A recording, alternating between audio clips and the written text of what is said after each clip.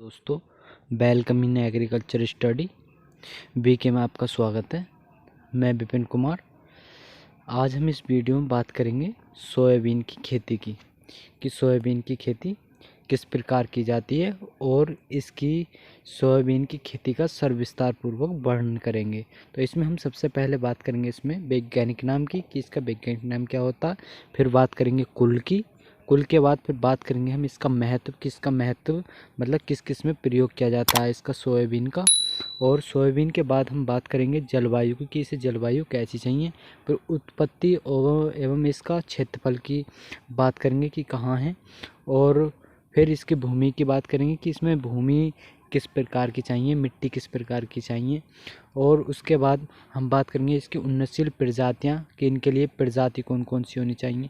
फिर बात करेंगे हम इसमें बीज की मात्रा। फिर कीटों की बात करेंगे कि कीट कौन कौन से लगते हैं इनमें, इनकी रोकथाम क्या है। रोगों की बात करेंगे कि रोग और रोगों की रोकथाम क्या है। और उसके बाद हम बात करेंगे इसमें उपज, कि इसकी उपज क्या रहती है और कितनी उपज निकलती है। तो हम वीडियो शुरू करते हैं। तो वीडियो शुरू करने से पहले जो हमारे चैनल पर नए हैं वो चैनल को ज़रूर सब्सक्राइब कर लें। तो ये वीडियो आपकी कक्षा 11 के सब्जेक्ट सस्य विज्ञान से सब्जेक्ट की है, और जिसमें छठा पार्ट है। तो अब वीडियो शुरू करते हैं। तो वीडियो में है वनस्पतिक नाम, कि सोयाबीन का वनस्पति नाम क्या होता है। तो इसका नाम होता है ग्लाइसिन मैक्स, इसका वनस्पतिक नाम होता है। और कुल क्या होता है, कुल होता है फेब्रेसी, इसका कुल होता है फेब्रेसी। तो याद रखना, पूछ ले आता है एग्जाम में कभी कभी कि सोयाबीन का वनस्पतिक नाम लिखें। तो सोयाबीन का वनस्पतिक नाम होता है ग्लाइसिन मैक्स और कुल फेब्रेसी होता है इसका। अब बात करते हैं इसके महत्व की, कि इसका महत्व किस किस में प्रयोग किया जाता है। महत्व क्या है, तो इसका महत्व जो है, सोयाबीन एक दलहनी वर्ग की फसल है। सोयाबीन कैसी है, एक दलहनी वर्ग की फसल है। और इसमें प्रोटीन की मात्रा 40 से 42% पाई जाती है। कभी कभी एग्जाम्पल में पूछ ली जाती है कि सोयाबीन में जो प्रोटीन की मात्रा कितनी होती है। तो 40 से 42% प्रोटीन की मात्रा होती है, और तेल की मात्रा 20 से 22% तक होती है। क्योंकि इसमें कंफ्यूज हो जाते हैं कभी कि प्रोटीन पूछी है या तेल पूछा। तो तेल जो है इसमें 20 से 22% और प्रोटीन 40 से 42% पाई जाती है। और इसमें लाइसोसिन की मात्रा अधिक होती है। किसकी मात्रा अधिक होती है, लाइसोसिन की। और सोयाबीन से चबेना, सोया दूध और प्रोटीस्नेक आदि पौष्टिक व्यंजन बनाए जाते हैं। कौन कौन से, सोया दूध और चिबेना और प्रोटीस्नेक आदि पौष्टिक व्यंजन बनाए जाते हैं इससे। तो ये है इसका महत्व। बात करते हैं इसका क्षेत्रफल एवं उत्पादन क्या है। तो इसके बात करते हैं इसके क्षेत्रफल और उत्पादन की। तो उत्पादन है इसका, सोयाबीन का जन्म स्थान चीन है। कहाँ पर है सोयाबीन का जन्म स्थान, चीन। और विश्व में लगभग 5 करोड़ 67 लाख हेक्टेयर भूमि पर खेती की जाती है सोयाबीन की। कितनी की जाती है विश्व में, 5 करोड़ 67 लाख हेक्टेयर भूमि पर खेती की जाती है। और भारत में कितनी की जाती है, 13,91,000 हेक्टेयर भूमि पर सोयाबीन की खेती की जाती है। तो भारत में कितनी की जाती है, 13,91,000 हेक्टेयर क्षेत्रफल पर भूमि की जाती है। अब बात करते हैं जलवायु, कि इसकी जलवायु क्या होती है इसके लिए। तो इसके लिए जलवायु जो गर्म एवं नम जलवायु की आवश्यकता होती है। सोयाबीन की कैसी जलवायु की आवश्यकता होती है, गर्म और नम जलवायु की। और बीज के अंकुरण के लिए 15 सेंटीग्रेड तापमान अच्छा बीज अंकुरण करता है। मतलब जब बीज अंकुरण करता हो तो उस समय 15 सेंटीग्रेड तापमान होना चाहिए। अब बात करते हैं इसकी भूमि, की भूमि कैसी होनी चाहिए इसके लिए। तो भूमि सभी प्रकार की खेती में ये की जा सकती है, लेकिन जब जल निकास वाली दोमट भूमि जिसका पीएच मान 6.0 से 7.5 पीएच के बीच होना चाहिए। मतलब जल निकास की जो है प्रबंध होना चाहिए उसमें, क्योंकि यह बारिश के मौसम में उगाई जाती है और बारिश पड़ जाती है तो इसकी जड़ें जो खराब हो जाती हैं, उससे पूरी फसल नष्ट हो जाती है। अब बात करते हैं इसकी उन्नतशील प्रजातियाँ, की उन्नतशील प्रजातियाँ क्या होती हैं। तो उन्नतशील प्रजातियाँ पंत सोया 1042 और पंत सोया 10-24, अंकुर, अलंकार, शिलाजीत। और ये शिलाजीत जो बहुत महत्वपूर्ण प्रजाति है, पूछ ली जाती है शिलाजीत कहाँ से विकसित की गई थी और किसकी प्रजाति है, तो सोयाबीन की प्रजाति है। पीके 416, पूसा, गौरव, पंजाबन, JS2, पूसा 16। तो ये सब उन्नतशील प्रजातियां हैं सोयाबीन की। बात करते हैं खेत का चुनाव व तैयारी किस प्रकार करेंगे। तो सोयाबीन के लिए पूर्ण ऊंचे खेत जिसमें वर्षा का पानी न रुके, क्योंकि वर्षा ऊंचे क्षेत्र में क्यों की जाती है, क्योंकि अगर वर्षा का पानी भर गया नीचे खेत में उगाएंगे तो वो पूरी फसल नष्ट हो जाएगी, क्योंकि पानी का प्रबंधन निकलने का नहीं होगा। तो ऊंचे क्षेत्र चुनना चाहिए उसके लिए। और खेत को एक बार मिट्टी पलटने वाले हल से गहरा करके और बाद में 2-3 बार हैरो या देसी हल से चलाकर उसे जोतना चाहिए। जोतने के बाद फिर खेत को पाटा लगाकर समतल बना लेना चाहिए, जब उसकी बुवाई करनी चाहिए सोयाबीन की। बात करते हैं बीज और बुवाई कि बीज के बीज का बुवाई का जो समय है वो क्या होता है, बीज की मात्रा क्या होती है, बीज को उपचार किससे किया जाता है। तो सबसे पहले बीज का समय।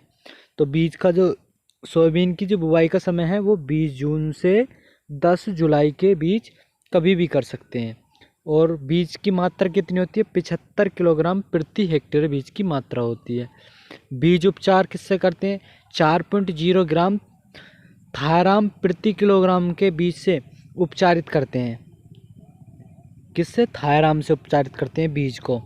बात करते हैं बुवाई की विधि कि इसकी बुवाई की विधि क्या होती है। तो बुवाई की विधि होती है सोयाबीन की बुवाई सीडीड्रिल या देसी हल के पीछे की जाती है। तो ये तो आपको पता ही होगा कि सीडीड्रिल तथा देसी हल के पीछे डालकर जब की जाती है सोयाबीन की बुवाई। अब बोने की दूरी तथा गहराई क्या होती है। तो पंक्ति से पंक्ति की दूरी 45 से 50 सेंटीमीटर तक होती है और पौधे से पौधे दूरी 4 से 5 सेंटीमीटर की होती है। तो पंक्ति से पंक्ति 40 से 50 सेंटीमीटर, पौधे से पौधे की दूरी होती है 4 से 5 सेंटीमीटर की। और बीज को 3 या 4 सेंटीमीटर गहराई पर कूड़ों में बोना चाहिए। ज़्यादा गहराई पर नहीं बोना चाहिए बीज को, क्योंकि 3 से 4 सेंटीमीटर की गहराई तक ही बोना चाहिए बीज को। अब बात करते हैं इसमें सिंचाई की कि इसमें सिंचाई की क्या आवश्यकता पड़ती है। तो सोयाबीन की खेती वर्षा ऋतु में की जाती है। ज़्यादातर तो इसे सिंचाई की आवश्यकता नहीं होती, लेकिन वर्षा ऋतु में की जाती है। तो इसलिए इसके लिए जब वर्षा न हो तो 1 या 2 सिंचाई कर देनी चाहिए। अब बात करते हैं खरपतवार नियंत्रण कि इसमें खरपतवार नियंत्रण कौन कौन से होते हैं। तो खरपतवार नियंत्रण की बात करते हैं तो खरपतवार नियंत्रण होता है, खरपतवारों के लिए 2 निराई गुड़ाई की जाती हैं। 2 निराई गुड़ाई आवश्यक होती हैं खरपतवार नियंत्रण के लिए, जो कि प्रथम जो होती है 15 से 20 दिन के बाद होती है बुवाई के, और दूसरी होती है 35 से 40 दिन बाद आवश्यक होती है करनी। तो इससे खरपतवारों को नियंत्रित किया जा सकता है। और इनकी नियंत्रण किस प्रकार करेंगे, मतलब इनकी रोकथाम किस दवाई का प्रयोग करेंगे। तो बेसालीन 1 किलोग्राम सक्रिय अवयव को 1000 लीटर पानी में घोलकर प्रति हेक्टेयर छिड़काव करें। तो इससे इनके खरपतवारों का नियंत्रण हो जाएगा। बात करते हैं रोग नियंत्रण कि इसमें रोग कौन कौन से लगते हैं सोयाबीन में और उनका नियंत्रण किस प्रकार करेंगे। तो सबसे पहला है बीज तथा पौधा सड़न। इसमें रोग में जो है बीज और पौधा सड़ने लग जाता। अब बात करते हैं इसमें किस प्रकार से। ये कई प्रकार की फफूंदियों से होता है। जो बीज तथा पौधा सड़न है ये कई प्रकार की फफूंदियों से होता है, जिसमें बीज के अंकुरण के समय आक्रमण होता है। जब बीज अंकुरण करता है तो उस समय ये जो है आक्रमण करते हैं, जिसके कारण बीज सड़ जाता है। तो बीज सड़ जाता है और नष्ट हो जाता है, वो अंकुरण नहीं कर पाता है। तो इसके लिए जो नियंत्रण किया जाएगा वो नियंत्रण किया जाएगा 4 ग्राम थायराम प्रति किलोग्राम बीज की दर से उपचारित करके बोना चाहिए। तो इससे इसका उपचार हो जाएगा। अब बात करते हैं इसमें नंबर दूसरा, जो दूसरा है वो है पीला मोजेक, जो बहुत महत्वपूर्ण रोग है, ये हर फसल में लग जाता है वैसे तो, और सोयाबीन में खासकर लगता है ये। तो पीला मोजेक है, यह है रोग सोयाबीन में बहुत भयंकर होता है। बहुत भयंकर होता है मतलब जब लग जाता है तो पूरे खेत को ही नष्ट कर देता है। अब बात करते हैं इसमें, ये एक वायरस के कारण होता है। किसके कारण होता है? जो पीला मोजेक रोग है, ये एक वायरस के कारण होता है। एक पौधे से दूसरे पौधे पर छोटी सी छोटी सफ़ेद मक्खी फैलती है और पत्तियों को पीली पड़ जाती हैं। जिससे मतलब एक छोटी मक्खी होती है, वो एक पौधे से दूसरे पौधे पर पहुंचेगी और पूरे खेत के जो भी पौधे होंगे उन पर सब पर पहुंच जाएगी, और जिस प्रकार पौधे की पत्तियां पीली पड़कर स्वतः ही नष्ट हो जाएंगी। तो इसका नियंत्रण किस प्रकार करेंगे? नियंत्रण करेंगे मेटासिस्टाट या मेलाथियान का 4 बार बुवाई के 20 या 30 या 40 और 50 दिन के बाद छिड़काव करें। किसका? मेटासिस्टाक्स और मेलाथियान का 4 बार छिड़काव करना चाहिए। उस प्रकार से इसका नियंत्रण हो जाएगा, तो वो रोग समाप्त हो जाएगा जो भी है। अब बात करते हैं इसमें नंबर तीसरा रोग, जो बैंगनी धब्बा रोग होता है। तो रोग के बीज पर, सोयाबीन के रोग के बीज पर बैंगनी रंग के धब्बे पड़ जाते हैं। कैसे बैंगनी रंग के धब्बे? तो ये इसकी रोकथाम बवास्टिन या बीटावेक्स 2.5 किलोग्राम प्रति किलोग्राम बीज की दर से उपचारित करना चाहिए, तो ये उससे रुक जाएगा। अब बात करते हैं इसमें कीट नियंत्रण, जो कि कीट ज़्यादातर लगते हैं सोयाबीन की फसल में। तो कीट नियंत्रण, तो कीट नियंत्रण में है पहला गार्ड बीटल, जो बहुत हानि पहुंचाता है फसल को। तो ये है, इस कीट की मादा तने एवं पर्णवृंत पर 15 मिमी के अंतर पर छल्ले बनाते हैं। कितने? ये कीट मादा जो होती हैं, इन पर मादा कीट होती हैं और पर्णवृंत में जाकर वो 15 मिमी के जो है छिद्र बना लेती हैं हल्के हल्के। इन छिद्रों का रंग 2-3 दिन में गहरा भूरा हो जाता है। 2-3 दिन में वो गहरा भूरा हो जाएगा, और मादा इनमें छेद बनाकर अंडे देती है। अंडे देने के बाद वो उसमें वयस्क हो जाते हैं। वयस्क होने के बाद वो पत्तियों को खाने लग जाते हैं, खाकर उसे नष्ट कर देते हैं। तो इसकी रोकथाम के लिए 0.1% इंडोसल्फान 35 EC के घोल का छिड़काव करें। और बात करते हैं दूसरा, जो कि बिहार की बालदार सुड़ी। ये सुड़ी समूह बनाकर पत्तियों को खाती हैं। तो ये समूह बनाकर पत्तियों को खाती हैं। ये सफ़ेद से भूरे रंग के लिए कंकाल मात्र रह जाती हैं, क्योंकि ये भूरे रंग के कंकाल का मात्र बना लेती हैं, और ये सुड़ी पूरे खेत में फैल जाती हैं और पूरे खेत में फैलकर नष्ट कर देती हैं पूरी फसल को।